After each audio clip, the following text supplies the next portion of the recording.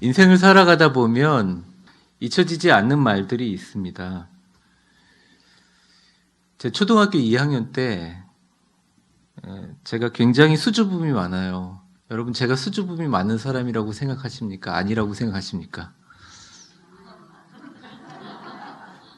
그럼 여기서 저랑 1년에 5번 이상 통화해 보신 분 한번 손 들어 보세요. 없을 거예요. 제가 굉장히 수줍음이 많은 사람입니다. 장교 훈련 받을 때 체력 테스트 통과, 학과 시험 통과. 근데 저한테 NINFP라고 점수가 나왔는데 전혀 사회적이지 않는 사람이라고 나왔어요. 되게 힘들었었는데 참 신기하게 누가 기도 요청을 하거나 누가 좀 말씀을 전해달라거나 와서 기도해달라거나 슬프고 힘든 분들 위로해달라 그러면 힘이 납니다. 그래서 하나님이 저의 성격대로 쓰시는 것 같아요. 초등학교 2학년 때 일입니다. 오래전 일이죠. 42년 전의 일인데요.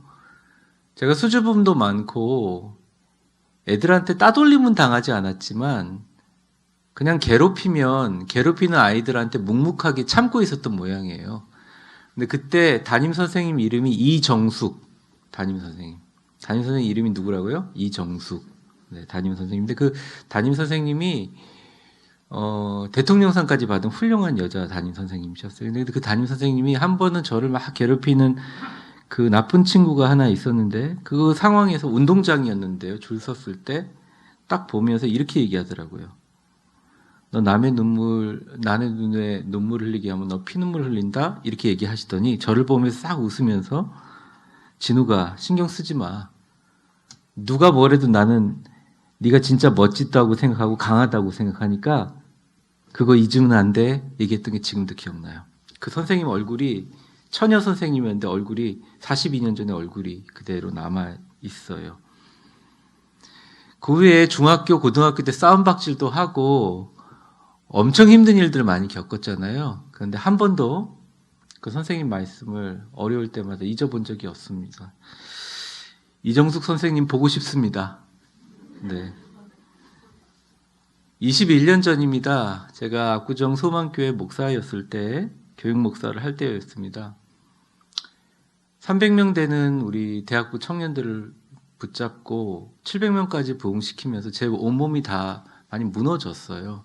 힘들었고 근데 어느 날 주일날 너무 아픈 겁니다. 열이 펄펄 나고 굉장히 막 온몸이 신열이 날 듯이 들뜬 거예요. 근데 그 당시에 교육 목사한테는 사무실에 소파가 없었어요. 그러니까 선배 목사님들, 자기 사무실을 갖고 있는 소망교회 목사님 중에 한 분이 저한테 정 목사 일로 와 자기야 그러면서 팔짱을 딱 끼고 저를 그냥 데리고 그 방으로 가는 거예요. 회의 중인데. 그더니 저한테 소파에 눕히고 정 목사 땀 흘리고 있는데 일단 여기서 누워서 쉬어. 내가 가서 대신 해줄 게. 젊은 사람이 목회하는데 참 많이 힘들지? 괜찮아 하고 위로해줬던 말이 납니다. 요즘 따라 최 목사님 참 보고 싶네요. 최 목사님 보고 싶습니다. 제가 소망교회 여름 수련회 때 설교를 하고 떨리는 마음으로 첫 설교를 하고 내려오는데요. 그 당시 저희 대학부 부장님이 조창현 장로님이라고 그 당시 고려운단 회장님이셨어요. 지금 그 아들내미가 저랑 잘 아는데 그 아들이 고려운단을 맡아가지고 뭐 유재석도 나오고 비타민C 광고도 하고 그러잖아요. 근데 그 조창현 장로님이 저를 이렇게 보시더니 목사님 정말 설교를 잘하십니다. 처음 들어보는 얘기였어요. 그래서 제가 어쩔 줄을 모르는데 거기다 뭔 말을 붙였냐 지금도 있지 않아요. 근데 너무 죄송한 말이기도 해요. 목사님 설교가 제가 지금 듣는 담임 목사님, 곽선임 목사님 설교보다 낫습니다 그랬어요. 제가 그걸 듣고 너무 황송했는데 참 신기하게 마음속 깊은 것 가운데 무슨 마음이 생기느냐? 용기가 생기는 거예요. 아, 내가 설교를 하는 재능이 있구나. 고려운단 비타민C 먹을 때마다 그때 생각이 납니다. 조창현 장로님 영상 있으면 보고 싶습니다. 8시 35분에 문자가 하나 왔어요. 아연이가 보낸 문자였습니다. 21년 전에 문자가 아니고 어저께니까 제가 읽어드릴게요. 안녕하세요. 목사님 아연입니다. 항상 저희를 위해 기도해 주시고 제 마음을 변화시켜 주시는 말씀 들려주셔서 감사합니다. 위대한 교회가 처음 세워지고 지금까지 이렇게 하나님의 도우심으로 여기까지 왔는데 그 사이에 목사님께서 많은 고난과 역경이 있으셨으리라고 압니다. 이렇게 지렁이 표시. 왜 썼는지 모르겠어요.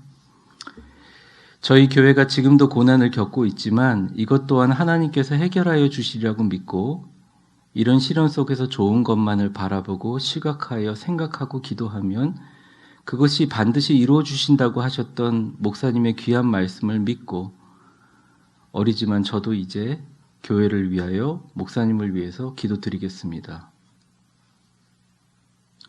지금 이 순간 아론과 훌과 같은 사람들이 목사님 곁에서 기도로 도우며 하나님께서 묵묵히 이것을 꼭 이루어 주신 것을 믿으며 저도 같이 나아가겠습니다. 목사님께서 하시는 모든 일이 다 잘 되실 수 있도록 간절히 기도하겠습니다. 기도드리겠습니다. 이렇게 썼네요. 그리고 목사님 곁에 정말 좋은 분들이 넘쳐나는 축복을 주시리라고 저는 믿고 기도하겠습니다.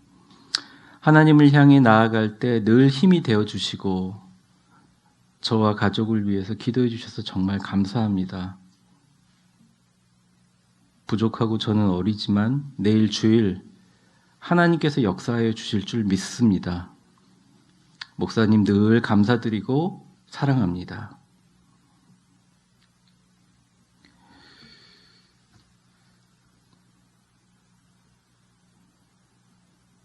무슨 답을 해야겠는데 답을 못 하겠더라고요. 그래서 아멘, 아연아 이렇게 그냥 답을 해줬습니다. 아연이의 믿음에 하나님은 분명히 살아계시기 때문에 역사해 주실 줄 믿습니다. 아연이 같은 아론과 훌처럼 기도하는 한 사람 한 사람이 이 자리에 있기에 이 교회 이 자리에 지금 제가 서 있습니다. 여러분도 마찬가지고요. 돌아보면 삶의 순간마다 나를 살리는 말이 있습니다. 내게 자존감과 용기를 심어 주었고 다시는 절대 포기하지 않겠다. 하나님 믿고 승리할 줄을 믿겠다라고 마음을 심어 주셨던 이정숙 선생님의 한마디. 힘든 목회일 걸어갈 때마다 자기 소파를 내주고 눕혀주셨던 최 목사님의 배려와 사랑의 말 한마디. 부족하고 연약하고 수줍음이 많은 내가 설교에 자신감을 주셨던 조창현 장로님의 말 한마디. 어제 아연이의 믿음의 기도가 저를 다시 살게 합니다. 다시 일어나 주님 앞에 서게 합니다. 여러분에게 묻고 싶습니다. 여러분의 인생을 살렸던 한마디는 무엇입니까? 저는 12월 저기를 보시면 이 말씀 한마디가 나를 살렸다라는 주제로 하나님이 우리를 살리는 말씀을 통해서 11월 한 달을 말씀으로 다시 한번 돌아가려고 합니다. 오늘 나를 살리는 하나님의 말씀은 이겁니다. 저를 한번 따라해 보세요. 너는 내게 잊혀지지 아니하리라. 본문으로 바로 들어가 보면요. 21절입니다. 우리 같이 한번 읽어보겠습니다. 시작. 야곱아 이스라엘아 이 일을 기억하라. 너는 내 종이니라. 내가 너를 지었으니 너는 내 종이니라. 이스라엘아 너는 나에게 잊혀지지 아니하리라. 이사야는 이스라엘이 하나님께 큰 죄를 지어서 벌받을 거라고 얘기를 합니다. 근데 여기서 끝난 게 아니라 21절에 이렇게 얘기합니다. 다른 건 몰라도 이거 하나 기억해라. 사랑하는 위대한 교회 성도들아, 장로들아, 집사들아, 권사들아, 목사야, 이거 하나만 기억해라. 이 일을 기억해라. 너는 내 종이다. 내가 널 지었지? 너는 내 종이다. 이스라엘아, 너는 나에게 잊혀지지 않는 존재란다. 주님 말씀하십니다. 너는 내 종이고 내가 지었기 때문에 내 종이니 야단쳐도 내가 야단치고 사랑해도 내가 너를 품고 일으켜도 내가 일으킨다. 너는 나에게 절대 잊혀지지 않는 존재이기 때문이다. 언젠가 우리도 하나님 부르시면 이 땅 떠나면 우리의 이름도 우리의 삶도 잊혀질지 모릅니다. 주님은 여러분들 절대 잊지 않으십니다. 고통 가운데 여러분들이 눈물을 흘릴 때, 어두운 밤 험한 길을 걸을 때 여러분의 등불이 되셨던 주님은 여러분을 잊지 않으십니다. 왜 주님이 내 곁에 계시지 않냐고, 주님이 계신다면 어떻게 나한테 이런 일을 할 수 있냐고 울부짖으면서 하나님을 저주하고 욕할 때도 주님 한마디 말씀하지 않으시고 침묵으로 울며 탄식하며 성령님으로 너가 허전하고 쓸쓸할 때 내가 너의 친구가 되겠다 주님 말씀해 주셨습니다. 너가 죄를 지었지만 그래도 내 종이니 내 새끼니 난 영원히 널 잊지 않고 사랑하겠다. 그거 잊지 마라. 그 믿음 붙잡고 그 살리는 영혼의 말 붙잡고 오면 내가 너를 영원한 본향으로 인도하겠다 주님 말씀해 주십니다. 무슨 말이 더 필요할까요? 22절에는 하나님이 우리를 안심시켜요. 22절 제가 읽어보면 내가 내 허물을 빽빽한 구름같이 내 죄를 안개같이 없게 하였으니 너는 내게로 돌아오라 내가 너를 구속하였습니다. 많은 사람들이 잘못 알고 있는 게 있습니다. 이렇게 생각해요. 죄를 짓는 사람들은 원래 뻔뻔해서 그렇다 이렇게 생각합니다. 사람을 선과 악으로 구분합니다. 여러분 자신을 볼 때 과연 사람이 그런가요? 사람이 다 100% 악하고 사람이 다 100% 선한가요? 그 사람이 말한 게 다 진리고 그 사람이 말한 게 다 거짓인가요? 아니에요. 사람은 선하지도 않고 악하지도 않아요. 악한 마귀가 우리에게 와서 우리를 성령의 도구로 쓰지 못하게 하는 방법이 하나가 있습니다. 그게 뭐냐? 우리의 이러한 이중성이 아니라 분할된 우리의 자아상을 갖고 이용한다는 거예요. 조금 쉽게 얘기해 보겠습니다. 죄를 짓는 사람들이 회개할 것 같죠? 회개하지 않습니다. 거짓말하는 사람들이 해명할 것 같죠? 해명하지 않습니다. 왜냐? 처음에는 거짓말이 아니었어요. 그냥 작은 자기의 의견이었어요. 근데 이게 점점 커지는 거예요. 수습하다 보니 커지는 거죠. 근데 어느 순간 그거를 자기 스스로 믿어버리게 됩니다. 그게 진짜 자기에게 확신이 있는 걸로 생각합니다. 융이 얘기한 정신분석학에 의하면 이렇습니다. 쉽게 얘기하면 이거예요. 죄의 모양과 죄의 크기와 죄의 무서움이 우리를 힘들게 하는 게 아니에요. 우리가 너무 착하고 우리 안에 있는 남아있는 양심이 하나님은 죄를 싫어하는 분이라는 걸 알기 때문에 그게 겁나가지고 그걸 어떻게든 해결해 보려고 하는 나의 정당화와 나의 모든 노력이 오히려 죄를 더 키워버리는 거예요. 마귀는 너무 신나는 거죠. 제가 여러분들 다 이해하는 게 아니고 여러분도 저를 이해하지 못하지만 제가 이거는 알고 있어요. 만약에 두려움 때문에 힘들어 하신다면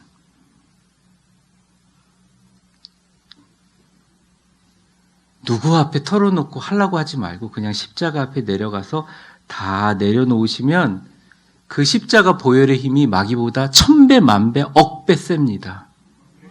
주님께서 다 고쳐주세요. 다 회복시키세요. 놀라운 하나님의 사람으로 완전히 바꿔버리세요. 하나님은 죄인과 의인을 나누기보다는 회개하는 사람과 회개하지 않는 사람을 그냥 나눠버려요. 마귀가 우리를 속입니다. 저도 속을 수 있고 우리도 속을 수 있습니다. 하지만 여러분 1시간만 많이도 아니에요. 여러분 하루에 1시간만 진짜 아무것도 생각하지 않고 소리 지르고 기도할 체력이 없다면 그냥 눈 감고 두 손만 모으고 하나님께 기도해 보세요. 그러면 조용히 깨어 우리를 넘어뜨리려고는 사단의 뱀의 눈알을 바라볼 수가 있어요. 그리고 그것을 똑바로 쳐다보면서 용기 내어서 예수 그리스도의 보혈의 십자가를 선포하십시오. 사람들이 뭐라고 하든 세상이 뭐라고 하든 하나님은 당신을 용서하시고 저도 마찬가지입니다. 다시 한번 하나님의 위대한 사람으로 사용하실 줄 믿습니다. 루터가 종교개혁을 하면서 너무 어려움이 있어서 고통을 겪었어요. 그 중에 하나가 뭐냐면 사람들이 루터를 너무너무 괴롭히기도 했지만 같이 종교개혁의 기치를 들고 시작했던 사람이 무장봉기 투쟁에 루터가 참여하지 않으니까 루터를 나중에 잡아 죽이려고 했습니다. 루터는 숨어서 죽을 때까지 어떻게 보면 은둔하면서 독일어 성서를 번역했지 루터는 사실 밖으로 나서지 않았어요. 근데 어느 날 루터가 자기가 생각하는 이 종교개혁의 기치를 정리할 때 마귀가 계속 와서 그러는 게 너 같은 놈이, 너같이 부족한 놈이, 너같이 연약한 놈이, 너같이 흔들리는 놈이, 너같이 휘둘리는 놈이, 그러면서 계속 정죄를 하는 거예요. 근데 그 정죄가 꿈에서도 계속 되더라는 거죠. 루터가 쓴 여러 가지 15가지 저작 중에 나와 있는 책의 구절입니다. 이렇게 나와 있어요. 그래서 루터가 이렇게 얘기했다 그럽니다. 마귀야, 내가 졌다. 네 말이 다 맞다. 네가 얘기한 것처럼 정말 나는 나쁜 놈이고 정말 나는 휘둘리는 놈이고 정말 나는 이거를 감당할 수 있는 모든 게 없다. 그리고 네가 말한 것처럼 지금도 나도 죄악의 마음을 가지고 있다. 그런데 아무리 네가 나를 정죄해도 나는 이미 예수 그리스도의 보혈의 피로 구원받았다. 이렇게 얘기하는 게 마귀가 떠나가더라는 거죠. 그리고 종교개혁의 역사가 일어나서 저를 한번 따라해보세요. 오직 믿음, 오직 믿음, 오직 은혜, 오직 은혜, 오직 말씀, 오직 말씀, 오직 예수. 오직 예수. 종교개혁의 역사가 시작됩니다. 여러분 기억하십시오. 마귀를 이길 수 있는 유일한 길은 나를 구원한 예수의 보혈의 피에 의지하여 날마다 새롭게 필터링 해버리는 것입니다. 깨끗하게 씻어버리는 것입니다. 예전의 모습을 지워버리는 것이에요. 예수님 보혈 의지하면 됩니다. 죄에서 자유를 얻게 함은 보혈의 능력, 주의 보혈, 시험을 이기고 승리하니 참 놀라운 능력이로다. 예수의 보혈을 의지하고 새롭게 태어나십시오. 주님 받아주신다고 얘기하셨잖아요. 거짓말인가요? 네 죄가 안개처럼 빽빽하고 네 죄가 강물처럼 빽빽해도 cast away, sweep away, 완전히 내가 지워버릴 테니까 이제 제발 돌아와라. 이게 하나님 앞에 가장 멋진 사람 되라. 이게 주님은 얘기하고 계신다는 것입니다. 육체의 정욕을 이길 힘도, 정결한 마음을 얻게 하는 힘도, 참 놀라운 능력, 부정한 모든 것을 밝히는 게 보혈의 능력이라는 거죠. 여러분 다시 기본으로, 기초로 주님의 십자가로 나오시기 바랍니다. 보혈은 강바닥이나 길바닥에 아무나 흐르는 게 아니에요. 주님의 십자가 위에 흐르고 있습니다. 결론을 맺겠습니다. 주님은 우리에게 2가지 말씀을 하셨죠. 난 널 전혀 잊어버리지 않고 영원히 잊지 않고 돌아와라. 이 말씀을 아멘으로 받아서 보혈의 피로 씻는 사람에게 마지막 23절의 약속을 주십니다. 우리 같이 한번 읽어보겠습니다. 시작. 여호와께서 이 일을 행하셨으니 하늘아 노래할지어다, 땅의 깊은 곳들아 높이 부를지어다, 산들아 숲과 그 가운데 모든 나무들아 소리내어 노래할지어다. 여호와께서 야곱을 구속하셨으니 이스라엘 중에 자기의 영광을 나타낼 것이미로다. 하늘, 땅, 산, 숲, 나무들 노래하라. 뭘 노래하라고요? 온 세상 중에 우리 위대한 교회가 자기의 영광, 하나님의 영광을 나타낼 것이다. 우리 교회는 하나님의 영광이 될 수 있습니다. 우리 위대한 교회는 세상의 소망이 될 수 있습니다. 우리의 섬김과 기도와 회개의 눈물이 어쩌면 우리의 모습을 보면서 아연이와 같은 어린아이나 이 땅의 삶의 방향을 결정하지 못한 청년들에게 하나님을 갈망하는 하나의 모델이 될 수 있습니다. 그런 인생이 영광스러운 인생 아닐까요? 시온성과 같은 교회 주님께서 지켜주신 줄 믿습니다. 귀 있는 자들은 성령이 오늘 우리 교회에게 하시는 말씀을 들으시기 바랍니다. 여러분 사랑합니다. 축복합니다. 그리고 참 고마웠습니다. 여러분들 삶에 가장 아름답고 좋은 씨앗을 뿌리는 여러분들 다 되시기를 주의 이름으로 축원합니다. 기도하겠습니다.